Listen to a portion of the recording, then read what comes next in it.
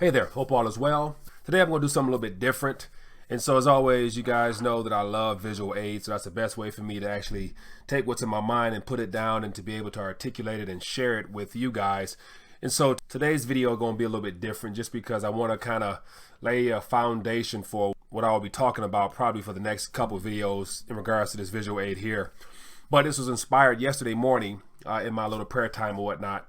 And just in the midst of just going through certain scriptures, the Holy Spirit, in a sense, put in my heart this image here and how it's more so considered somewhat of a cycle.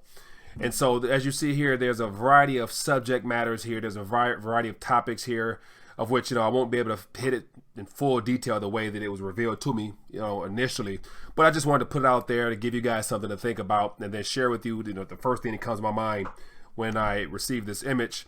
And just basically begin jotting it down on paper before I was able to put together in this form here. And of course, before it's all said and done, I'm going to add a lot more just because as I'm sitting here, I'm seeing things that I could probably add on there. But this is what I consider just a cycle of life, just the basics of what every man and woman probably gets up every day in some form of fashion is getting involved in this ecosystem, in this world here. This is probably the foundational pieces of what I usually talk about as being the financial matrix or the monetary matrix. It's all revolved around these areas of our lives. And so what really stood out to me and what really inspired this the most was just how being caught up in this cycle here, we all, sometimes we're all overcome by stress based upon different things, whether it's, your employment, whether it's your family, whether it's just the business side of things. And so what really hit home with me was the idea that out of all this equation that makes up this cycle, from a Rethinking the Dollar standpoint, there's a couple of things that's wrong here, but I'll just pinpoint on one. And it has a lot to do with the idea that now the world is changing rapidly. We're entering to a new world that's going to be led by technology. And so we have the artificial intelligence, we have smartphones, we have all these new gadgets. But yet one thing that really stood out, especially being a parent, is just the idea of in our adolescent years, how from the schooling system and how basically from the time we start off in school, the information that was shared with me, I'm sure it's not much different than what's being shared now with our youth. And so while the same information is being given to our children, the world around us is changing drastically in various areas. And so the education should change along with it. And so in understanding this whole cycle here, I believe that as a parent, especially my job in trying to help my kids wake up and become more aware of this paradigm / this matrix that we're in, try to give them a couple different points based upon different principles and concepts that can be pulled from these sections here to get them to rethink and to do things a little bit differently. And so I think about it for myself, and I can just use myself as a great example. Some might be able to relate or understand, but yeah, just from a schooling standpoint, just from the very beginning. So if you look at the visual aid here, and if you go up to the very top, I have just basics of just school and work. And so for the most of us, that consumes a good portion of our time, especially in our younger years when we're, kind of instructed to, and we have to go get general knowledge. And so just from the time, you go to kindergarten all the way up until you walk across the stage with a degree of whatever kind, and depending on what you want to do after as far as the extended education. But approximately for myself, it's about 19,000 hours I calculated that from the time I walked into the school to the time I graduated with a bachelor's degree, I received 19,000 hours of instruction in front of a classroom in some sort, all in preparation for beginning this cycle here.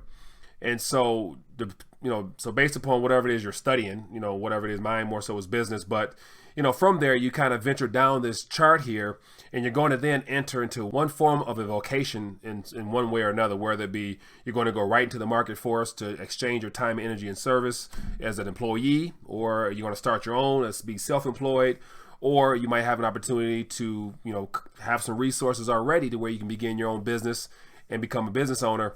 And then for those that are very, very privileged and lucky, you probably have a chance to get started earlier on the investment side as far as letting your money make money for you.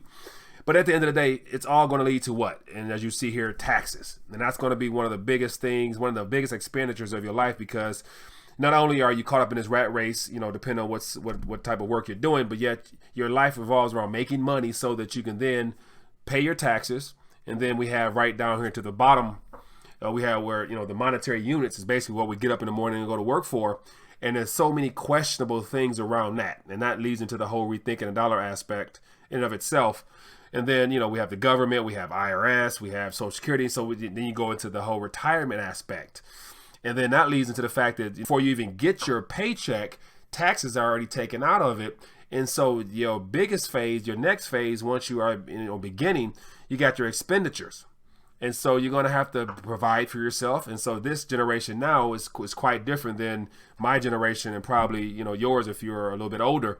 But the idea that a lot of millennials now are graduating, not prepared for the new economy that we're living in and going to be facing from a monetary standpoint on actually having skills that's relevant for the days ahead. But nevertheless, that they're graduating heavily indebted because of this structure down here. And then at that point, there's not much money left over, you know, disposable income wise. So that a lot of them are staying at home. So they're not getting a chance to start off acquiring the basic needs that they need for themselves. And so most of them stay with the parents and whatnot. So you have all those stories and whatnot. And then at the end of the day, you know, we're right back to the same cycle. You know, we're going back to the same cycle of working, and then we pay taxes, we spend to live, and then we go back to work. And so just for me personally, just thinking about this whole journey of life cycle, how much I question so many things on this graph now. So when it came to me in this little visual aid presentation, I'm like, well, I got to put it down. I got to share it because I'm sure a lot of other people can relate to this and understanding that this kind of makes the matrix in a nutshell. And so not only do we have, you know, just when you're in your working years, then you have to concern yourself with, you know, family, the cost of living and whatnot. You have all your utilities, your bills, you have your eating for your family once you start a family.